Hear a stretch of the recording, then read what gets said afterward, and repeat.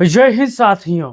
बंबई की एक ऐसी विधानसभा सीट जहां से अभिनेत्री स्वरा भास्कर को आप पहचानते होंगे, इनको जानते होंगे।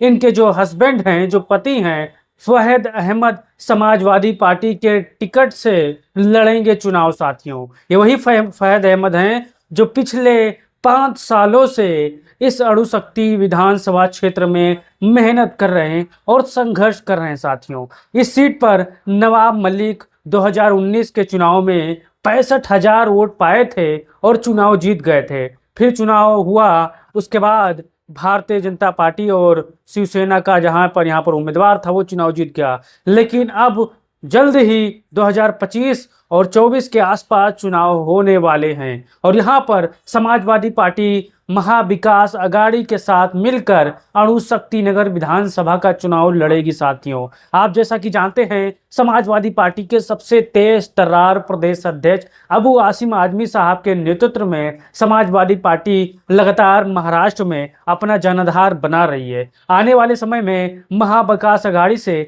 समाजवादी पार्टी ने 12 सीटों की मांग की है। अब देखना यह है कि 12 में से समाजवादी पार्टी किन सीटों पर चुनाव लड़ेगी और कौन कौन सी सीट होगी। साथियों, अब समाजवादी पार्टी के यहाँ पर महाराष्ट्र में 2 विधायक हैं, एक अबू आसिम आजमी साहब, एक रईस साहब। फिर तीसरे स्थान पर जो सबसे मजबूत स्थिति है समाजवादी पार्टी की, वो अणुशक्ति नगर है। साथियों, वहां से लगातार दावेदारी कर रहे हैं। अभिनेत्री के पति फहद अहमद नौजवान हैं, दिग्गज हैं और राजनीतिक चीज समझते हैं। साथियों, लगातार ये कैंपेन करते हैं, लगातार गरीबों, शोषितों, वंचितों के घर जाते हैं, उनकी समस्या सुनते हैं। अगर ये विधायक बन गए, अगर यहाँ पर महाविकास अघाड़ी ने ये सीट समाजवादी पार्टी के खाते में दे दिया, तो यहाँ पर आप मान के चलिए समाजवादी पार्टी सबसे बेहतर और नौजवान उम्मीदवार होगा समाजवादी पार्टी का। अगर आप मुंबई के रहने वाले होंगे, अणुशक्ति नगर को आप जानते होंगे, वहां पर रह रहे लोगों से आप मिले होंगे, तो आपको पता होगा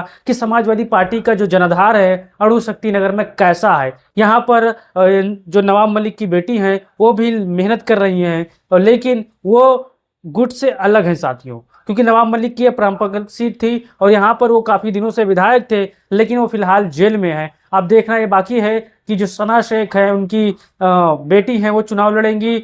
लेकिन अब दूसरी तरफ समाजवादी पार्टी लगातार यहाँ पर कम से कम मान के चलिए दर्जनों भर कैंपेन कर चुकी है। भाइयों, अब जो समाजवादी पार्टी का सबसे नौजवान उम्मीदवार होगा फहद अहमद के रूप में होगा। आप अपना राय दीजिए और इस वीडियो को उन साथियों तक भेजिए जो लगातार खोज रहे थे कि समाजवादी पार्टी सिर्फ उत्तर प्रदेश की पार्टी है, समाजवादी पार्टी कहीं चुनाव नहीं लड़ पाती है। दरअसल समाजवादी पार्टी लगातार भारत के कोने कोने में अपना विस्तार कर रही है। साथियों, अगर आप सच्चे समाजवादी होगे तो आप इस चैनल को सब्सक्राइब कर लिए होगे और बेल आइकन को दबा लीजिए होगे, ताकि हर अपडेट आपको सबसे पहले मिले। साथियों, जय हिंद, जय भारत, जय समाज।